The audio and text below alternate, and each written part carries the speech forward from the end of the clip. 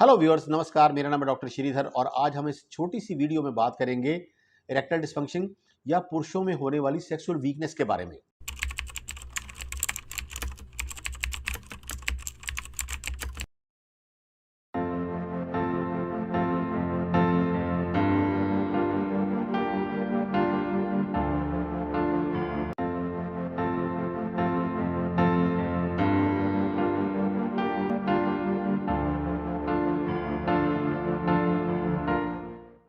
तो जो हमारे पास पेशेंट्स आते हैं सेक्सुअल वीकनेस की ट्रीटमेंट के लिए, उनमें हम मेनली 4 सिम्टम्स के ऊपर फोकस करते हैं। Number 1 desire, number 2 erection, number 3 penetration, number 4 orgasm या एजैकुलेशन।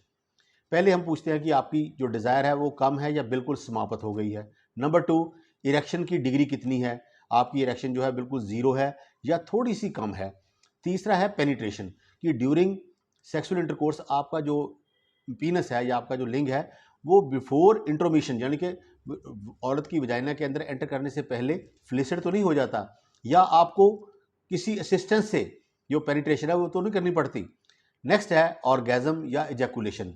अगर आपका इंट्रा वजाइनल लेटेंसी पीरियड जो है वो लेस देन 1 मिनट है तो इसको प्री मैच्योर एजैकुलेशन कहा जाता है।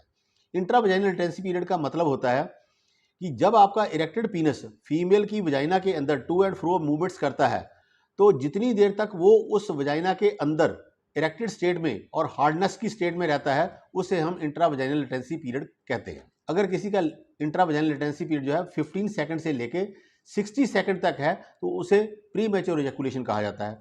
और अगर किसी का ये इंट्रा वजाइनल लेटेंसी पीरियड जो है लेस देन 15 सेकंड है तो इसे इंस्टेंट एजैकुलेशन या प्रॉम्प्ट एजैकुलेशन कहा जाता है। नेक्स्ट हम बात करेंगे कि इसके कौन कौन से कारण हैं। तो जो सेक्सुअल वीकनेस या इरेक्टाइल डिस्फंक्शन है इसके 2 कारण होते हैं मेन। एक होता है मानसिक कारण और दूसरे हैं शारीरिक कारण। मानसिक कारणों में सबसे पहला कारण है एंजाइटी। नंबर 2 है सेक्सुअल इनएक्सपीरियंस या फीलिंग ऑफ गिल्ट। बहुत से पेशेंट्स हमें हिस्ट्री देते समय ये बताते हैं कि हमने अपने बचपन में बहुत सी गलतियां की है, या तो हमने मास्टरबेशन की है या फिर हमें बहुत ज़्यादा नाइटफॉल होता रहा है, जिसकी वजह से जो आज ये हमारी जो सेक्सुअल वीकनेस है ये उसी की बदौलत है या उसी की रिजल्ट की वजह से है। नेक्स्ट है deterioration of relationship between the partners. अगर आपके अपने पार्टनर के साथ रिलेशन ज़्यादा अच्छे नहीं हैं तब भी आपको सेक्सुअल वीकनेस हो सकती है। नेक्स्ट है non cooperation during sexual act. अगर आपका फीमेल पार्टनर आपको सेक्सुअल एक्ट के दरमियान आपको पूरी तरह से असिस्ट नहीं करता, आपको पूरी तरह से कोऑपरेट नहीं करता, तब भी आपको इरेक्टाइल डिस्फंक्शन हो सकती है। नेक्स्ट है परफॉर्मेंस अंडर स्ट्रेस। बहुत से जो मेल्स होते हैं वो जब भी परफॉर्म करने के लिए जाते हैं तो उनकी एक्सपेक्टेशंस बहुत हाई होती हैं कि आज हमने इतना टाइम जो है स्पेंड करना है, आज हमने रिएक्शन में बहुत ज़्यादा हार्डनेस प्रोड्यूस करनी है। तो this is called performance under stress. जब वो स्ट्रेस के अंडर परफॉर्म करते हैं and again they fail. Next है मेंटल एंड बॉडी फटीग। अगर आपका रोजमर्रा का काम या डेली रूटीन में जो अगर आपको मेंटल स्ट्रेस बहुत रहता है या आपकी बॉडी फटीग बहुत ज़्यादा होती है तब भी आप अच्छी तरह से परफॉर्म ना करने की वजह से आपको सेक्सुअल वीकनेस जो है वो एक्सपीरियंस हो सकती है या आपको फील हो सकती है। नेक्स्ट है मोस्ट इंपॉर्टेंट कॉज, वो है bad odour from your female partner. या तो आपको अपने फीमेल पार्टनर के मुंह से या उसकी बॉडी से अगर बैड स्मेल आती है तो ये एक बहुत बड़ा कारण है सेक्सुअल वीकनेस का या इरेक्टाइल डिस्फंक्शन का। नेक्स्ट है having multiple female sexual partners. कुछ लोगों का जो कॉन्टैक्ट्स होते हैं, सेक्सुअल कॉन्टैक्ट्स होते हैं, वो मोर देन वन पार्टनर होते हैं। मतलब उनकी जो फीमेल पार्टनर्स हैं, सेक्सुअल फीमेल पार्टनर्स हैं, वो एक से ज़्यादा होते हैं, जिसकी वजह से वो due to splitting of personality वो परफॉर्म जो है अच्छी तरह से एक पार्टनर के साथ या दूसरे पार्टनर के साथ अच्छी तरह से परफॉर्म नहीं कर सकते। इसलिए having multiple female partners is the most common cause of erectile dysfunction in today's scenario. Next है शारीरिक कारण, जिनको हम ऑर्गेनिक कॉजेज भी बोलते हैं। यह है नंबर 1 हार्मोनल इम्बैलेंसमेंट। अगर आपके मेल हार्मोन जो है वो कम है या एबनॉर्मल है तब भी आपको सेक्सुअल वीकनेस या इरेक्टाइल डिस्फंक्शन हो सकती है।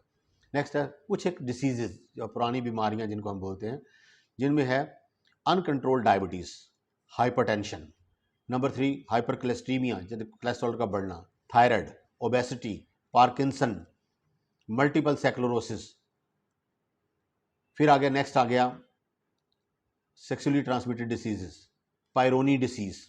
नेक्स्ट है अल्कोहल, टबैको, खैनी, जर्दा या ऐसी जितनी भी ये रिक्रिएशनल मेडिसिन हैं, अगर उनका इस्तेमाल करते हैं, कोकेन, हीरोइन, गांजा वगैरह, तो वो भी ये प्रॉब्लम जो है क्रिएट कर सकती हैं। नेक्स्ट है कुछ एक ऐसी मेडिसिन होती हैं जो हमारे डॉक्टर्स हमें हमारी डेली प्रॉब्लम्स के लिए हमें रिकमेंड करते हैं, हमारे फैमिली डॉक्टर्स जो हमें हमारी डेली रूटीन्स के लिए या डेली प्रॉब्लम्स के लिए हमें रिकमेंड करते हैं।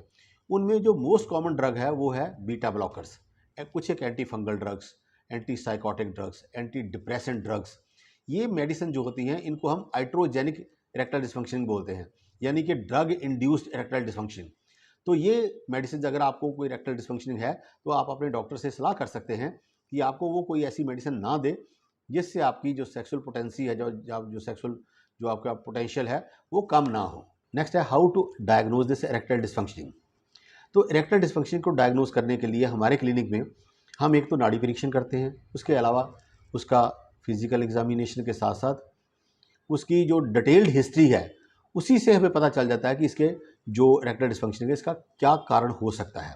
मगर कुछ एक पेशेंट्स लेस देन 20% जिनमें ये प्रॉब्लम जो है बहुत क्रॉनिक होती है, पुरानी होती है, बहुत देर से होती है और कॉम्प्लिकेटेड होती है, तो ऐसे मेल्स में हम कुछ एक टेस्ट करवा लेते हैं जिससे हमें पिन पॉइंट डायग्नोसिस करने में बहुत ज़्यादा हेल्प मिल जाती है।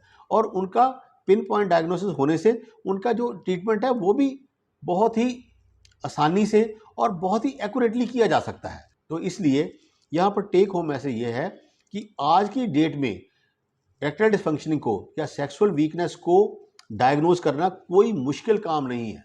It's a very simple, it is as simple as other problems. जिस तरह से आपको दूसरी प्रॉब्लम जो है, जो हम ब्लड टेस्ट करवा के, एक्सरे करवा के या कोई चीज़ें करवा के हम किसी को डायग्नोज कर लेते हैं कि इसको कौन सी प्रॉब्लम है, इसी तरह से कुछ एक टेस्ट करवा के हम उसका पिन पॉइंट डायग्नोज कर लेते हैं जिससे उसका ट्रीटमेंट करने में हमें बहुत ज़्यादा आसानी मिल जाती है।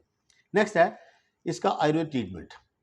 तो इसका जो आयुर्वेद ट्रीटमेंट है वो पेशेंट के गुण, दोष, धातु तथा प्रकृति के अनुसार, मैं फिर रिपीट करूंगा, पेशेंट के गुण, दोष, धातु तथा प्रकृति के अनुसार उसको रसायन, बाजीकरण, उत्तेजक, शुक्रल, शुक्र स्तंभक तथा शामक द्रव्यों के द्वारा उसका ट्रीटमेंट जो है बहुत ही आसानी से और बहुत ही बिना किसी साइड इफेक्ट के बड़ी आराम से किया जा सकता है। मुझे आशा है कि मेरी ये वीडियो आपको पसंद आई होगी।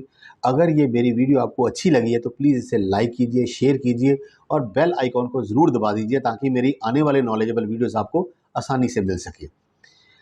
धन्यवाद। जय हिंद, जय भारत, सर्वे संतु निरामय।